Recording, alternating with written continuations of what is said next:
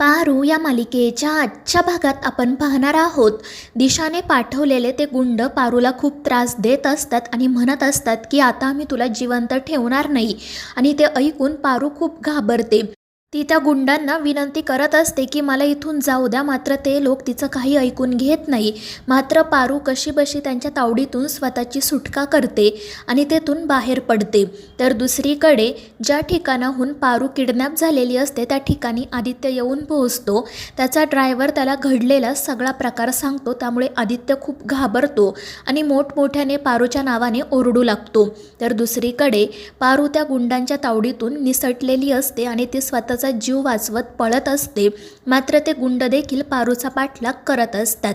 तर दुसरीकडे अहिल्यासोबत बोलून प्रीतम पुन्हा बाहेर येतो आणि गुरुजींना सांगतो की आता पुढील विधींना सुरुवात करा.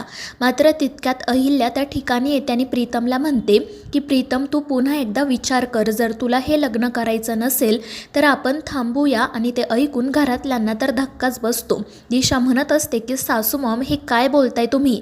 तर अहिल्या म्हणते की हो दिशा, कारण तू माझी निवड आहे.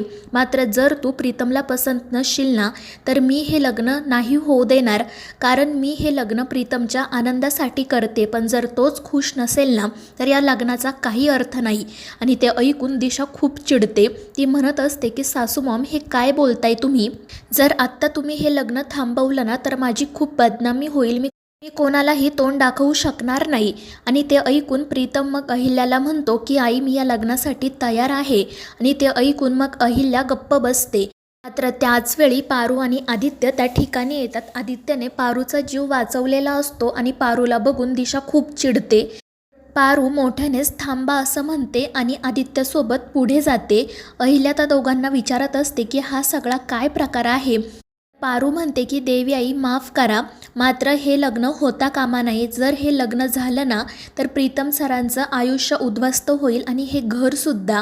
मात्र ते ऐकून दिशा खूप चिडते आणि ती पारूला वाटेल ते बोलू लागते. ती म्हणत असते की तू या घरची सर्वंट आहे ना, मग सर्वंट सारखीच वाग.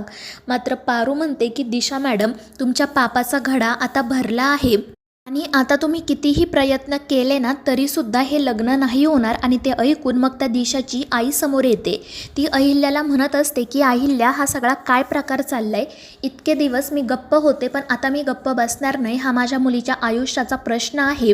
आणि ही पारू या घरची नोकर आहे ना, मग ती असं कसं बोलू शकते? मला तर कळतच नाही की या घरची मालकीन तू आहेस की ती. आणि मग त्यानंतर दिशा पटकन प्रीतम जवळ जाते आणि म्हणते की चल आपण लवकर लग्न करूयात.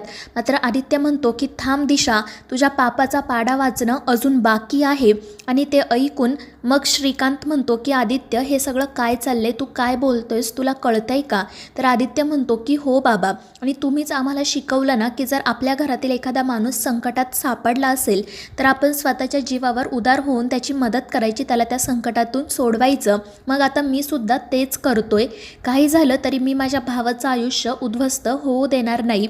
आणि ही दिशा ना एक अट्टल गुन्हेगार आहे.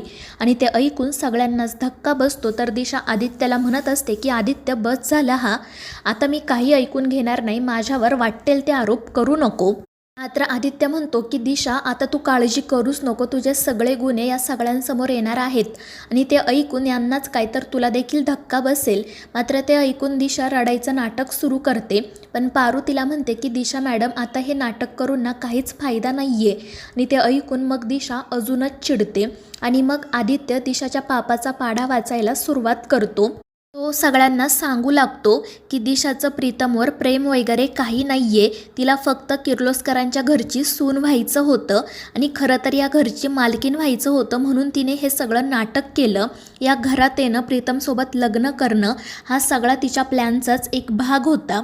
आणि इतकंच नाही तर तिने ऑफिसमध्ये सुद्धा असे निर्णय घेतलेत ना की जे ऐकून तुम्हाला धक्का बसेल. आणि मग त्यानंतर तो काही लोकांना घरामध्ये बोलावतो. ते सगळे अहिल्याचे जुने कर्मचारी असतात. अहिल्या त्यांना विचारते की काय झालं, तुम्ही इथे काय करताय? तर आदित्य मध्येच म्हणतो की आई, आता हे सगळे खूप म्हातारे झालेत, त्याला यांचा काही फायदा नाही आहे. त्यामुळे आपण यांना कामावरून काढून टाकू आणि त्यांच्या कुटुंबाची जबाबदारी, हे काय आपलं काम नाही आहे ना. पण ते ऐकून अहिल्या आदित्यवर खूप चिडत्याने म्हणते की आदित्य, या कंपनीच्या प्रत्येक विटेवर जेवढा तुझा अधिकार आहे ना तेवढाच यांचाही अधिकार आहे. माझ्या पडत्या काळात याच लोकांनी मला साथ दिली, 1 रुपयाही पगार न घेता काम केलं. जर यांना कंपनीतून काढून टाकण्याची भाषा तू बोललास ना तर याद राख. आणि ते ऐकून आदित्य हात जोडून म्हणतो की आई मला हेच अपेक्षित होतं. आणि तो मग दिशाला म्हणतो की दिशा ऐकलं ना. तर दिशा नाटक करत अहिल्याची माफी मागत म्हणते की सासू मॉम मला माफ करा. मला असं वाटलं की कंपनीच्या हितासाठी आपण नवीन लोकांना संधी द्यायला हवी म्हणून मी यांना कामावरून काढून टाकलं. आणि ते ऐकून अहिल्या दिशावर खूप चिडते आणि मग ती त्या लोकांची सुद्धा माफी मागते. मग ते लोक तेथून निघून जातात. त्यानंतर मग आदित्य सांगू लागतो की या दिशाने माझ्या केबिनच्या बाहेर तिचं स्वतःची पाटी लावली. इतकंच नाही तर माझी पोस्टसुद्धा तिच्या ताब्यात घेतली आणि असे निर्णय घेतलेत ना की त्यातील एकही निर्णय कंपनीच्या हिताचा नाही आहे.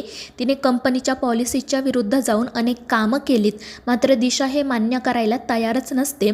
मात्र मग त्यानंतर मोहन स्वतः अहिल्याला सांगतो की हो वहिनी, या दिशाने अनेक निर्णय घेतले आणि त्यातील एकही निर्णय कंपनीच्या हिताचा नाही आहे. आणि जेव्हा मी तिला याचा जाब विचारला तेव्हा तिने मला असं सांगितलं की हे सगळे निर्णय तुम्ही घेतलेत. आणि ते ऐकून अहिल्याच्या पायाखालची तर जमीनच सरकते. त्यानंतर आदित्य अहिल्याला सांगू लागतो की फक्त ऑफिसमध्येच नाही तर ही घरामध्ये सुद्धा खूप वाईट वागली आहे. आणि मग दिशाने मारुतीसोबत जे काही केलेलं असतं सगळं आदित्य अहिल्याला सांगतो. त्यामुळे अहिल्या दिशावर अजूनच चिडते आणि तिला म्हणते की मारुती माझ्यासाठी कोण आहे माहिती आहे ना तुला. तर दिशा म्हणत असते की मला माफ करा सासू मॉम, त्या दिवशी मला खूप राग आला होता आणि तो सगळा राग यांच्यावर निघाला. पण आदित्य म्हणतो की दिशा तू गप्प बस. आणि मग तो अहिल्या श्रीकांतला सांगू लागतो की माणूस चुका करतो आणि मग पुन्हा त्या चुका सुधारण्याचा प्रयत्न करतो. पण या दिशाने ना एकापेक्षा एक गुन्हे केले आहेत, अट्टल गुन्हेगार आहे ती. पण ते ऐकून दिशा म्हणते की आदित्य बास करा, माझ्याबद्दल काही बोलू नको, मी ऐकून घेणार नाही. आत्तापर्यंत मी कोणालाही काही सांगितलं नाही पण आज मी गप्प बसणार नाही. आणि मग ती सगळ्यांना असं सांगते की हा आदित्य माझ्या मागे लागलाय, त्याचं माझ्यावर प्रेम आहे. मी त्याला अनेकदा सांगितलं की अरे मी तुझ्या लहान भावाची होणारी बायको आहे, पण तो माझं काही ऐकूनच घेत नाही. मला खूप त्रास देतो. मी जर एकटी दिसले तर मला वाटेल ते बोलतो. आणि हा फक्त माझ्याच मागे नाही तर त्या पारूच्या मागे सुद्धा लागलाय. आणि तिचं हे वाक्य ऐकून प्रीतम दिशाच्या कानाखाली देतो आणि तिला म्हणतो की लाज वाटत नाही का ग तुला माझ्या भावावर असे घाणेरडे आरोप करायला. पण दिशा म्हणत असते की अरे तुझा भाऊ दिसतो तसा नाही आहे. आणि त्यावेळी प्रीतम पुन्हा तिच्यावर हात उगारणार तर अहिल्या मध्ये पडते, प्रीतमला थांबवते आणि ती स्वतःच दिशाच्या कानाखाली मारत म्हणते की आत्तापर्यंत तू जे काही बोलत होते ना ते मी ऐकूनही घेतलं असतं जर तू आदित्यवर असे घाणेरडे आरोप केले नसते तर. कारण माझ्या मुलावर स्वतःपेक्षा जास्त विश्वास आहे. तो स्वप्नातही असं वागू शकत नाही. आणि त्यामुळे या सगळ्याचा एकच अर्थ होतो की तू खोटं बोलतेस. आणि त्याच वेळी घरामध्ये मिहीर येतो आणि मिहीरला बघता क्षणी दिशाच्या पायाखालची तर जमीनच सरकते आणि तिच्या तोंडून आपोआप बाहेर पडतं की मिहीर तू जिवंत कसा. आणि ते ऐकून सगळेच तिच्याकडे बघू लागतात. तर मिहीर समोर येत म्हणतो की हो दिशा, मी जिवंत आहे. तू मला मारायचा चांगला प्लॅन बनवला होता पण दैव बलवत्तर म्हणून मी वाचलो आणि आदित्य सर वेळेत हॉस्पिटलमध्ये आले म्हणून मला चांगली ट्रीटमेंट मिळाली. आणि ते ऐकून मग दिशा खूप घाबरते. तर मित्रांनो, या मालिकेच्या पुढील भागांच्या अपडेटसाठी आपल्या चॅनेलला सबस्क्राईब करा.